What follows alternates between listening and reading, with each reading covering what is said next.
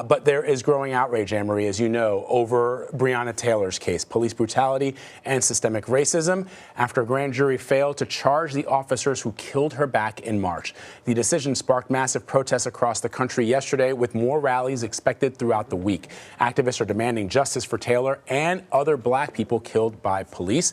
Louisville officers shot and killed a 26-year-old emergency room technician as she was sleeping in her own home. A grand jury charged only one of those 3 policemen involved in the raid. However, he was indicted for shooting at a neighbor's home, not for killing Taylor. Her family's attorney spoke about the decision earlier on CBS This Morning. We think it's just outrageous. It's offensive.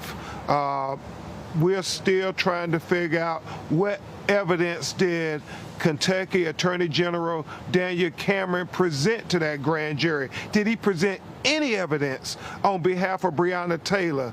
Because if he didn't, he unilaterally decided that he was going to exonerate these police officers and that Breonna would never get due process, that she would never get justice. And so we are demanding that he release that transcript so we can see if there was any evidence. Did Breonna have any voice in that grand jury proceeding?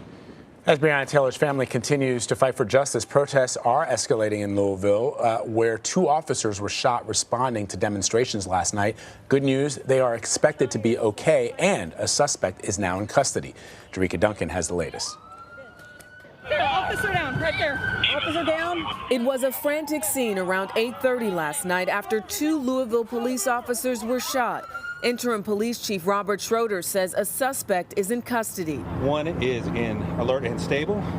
The other officer is currently undergoing surgery and stable. Breonna Taylor! Although protests started peacefully, some people set trash cans on fire. Around 100 people were arrested.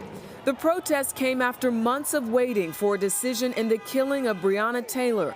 Former Louisville detective Brett Hankison was indicted for his alleged conduct, but not related to Taylor's death. Kentucky Attorney General Daniel Cameron. The grand jury voted to return an indictment against Detective Hankison for 3 counts of wanton endangerment for wantonly placing the 3 individuals in apartment 3 in danger. Hankison was arrested and released on bail. The grand jury concluded that he wildly fired 10 shots and endangered the lives of a pregnant woman, a child, and a man who were in an apartment next to Taylor's.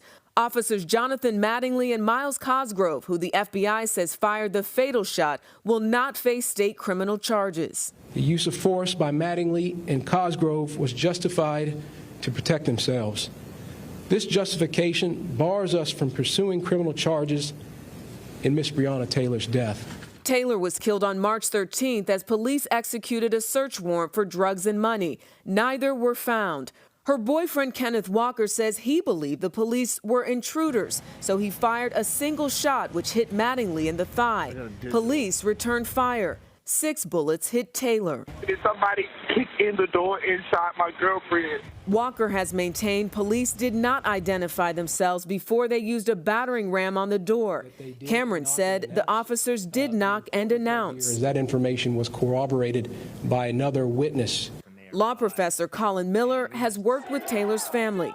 He says he believes the grand jury did not hear all of the evidence. And we have several witness accounts from neighboring apartments, the neighbors saying, we never heard the police knock and announce. Taylor's family attorney Ben Crump called the decision to not charge any officer in Taylor's death outrageous and offensive. It continues to disrespect the black women that have permeated in American society since they first brought us here in 1619. And Jericka Duncan joins us now from Louisville, Kentucky, to talk more about this. Jericka, so where does the fight for justice go from here? How will Breonna Taylor's family move forward considering yesterday's decision? You know, Vlad, I don't know that you ever completely move forward from something like this, but the organizations that have been closely linked with Tamika Palmer, Breonna Taylor's mother, Until Freedom, local organizations here, the Urban League, they all seem to be very serious about continuing their fight for justice and making sure that certain people get elected to office, they said, making sure that people know that they have a voice and are communicating that to their lawmakers working with the systems that are in place to try and make things better. We saw that a little bit reflected in that $12 million settlement that also included police reform. So this is without a doubt a city that is hurting, that is disappointed, that is angry. A number of people have come down to this memorial site already praying. I spoke to one woman after she was done and asked her, did you know Breonna Taylor? Was that a relative of yours? And she, really went into, we spoke for about 5 minutes, and she talked about how this hits close to home because of who she is, because she's a black woman. She talked about how the world was watching, and I think we know the world was watching. We had people from across the world speaking her name in the Say Her Name campaign, Breonna Taylor. So this is a blow to this community. But I say again, the organizations that we've met with and have sort of become connected with in our reporting in terms of trying to get information and figure out how Ms. Palmer is doing are telling me that she is not doing well, but they do plan to continue to keep up the work and fight here and make sure that justice is served. Her mother told me in an interview she wants to make sure there is not another Breonna Taylor. So I don't think it stops, but I think in this moment people are just taking in the news, and they're upset, they're frustrated. It's understandable. Jericka, there is an FBI investigation going on. What can you tell us about that? That has to do with any civil rights that have been violated. One thing that they're going to look at specifically is whether or not police obtained that warrant using false information. And you have Hankinson, who was fired back in June, and he was the one officer who was charged, again, not directly related to Breonna Taylor's death, but he was the one officer that was charged with wanton endangerment. He's also going to be under investigation by this FBI-led task force for allegations of sexual assault in a case unrelated to Breonna Taylor's. Jericka, so take us through the reaction and the scene there in Louisville. We were on the air when that decision came through yesterday. We saw the crowd starting to gather. We saw people starting to march to the center of town. And then you were there all through the night. What did you see? So before that announcement from the grand jury, there was a moment where the group I spoke of, Until Freedom, with Tamika Mallory, who's also been at the forefront of a lot of these protests and has organized. They were right here behind me underneath this tent. I'm not even sure if you can see it. But there was an element of hopefulness. There seemed to be they were clearly the leaders. Folks were listening to them. They talked about how important it was to remain peaceful no matter what happened. An hour before that announcement, they literally led a nonviolent action training.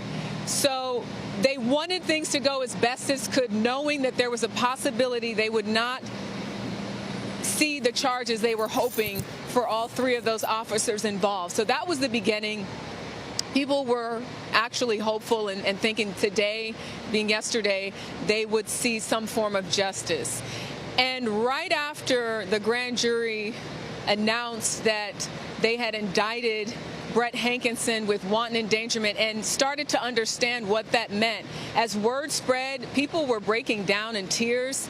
People were angry. Some person was yelling out, $15,000 bail, $15,000. They were upset because they felt like the punishment didn't fit the crime, especially when you consider that what Hankinson was charged with had nothing to do with Breonna Taylor. It had to do with him hitting another apartment.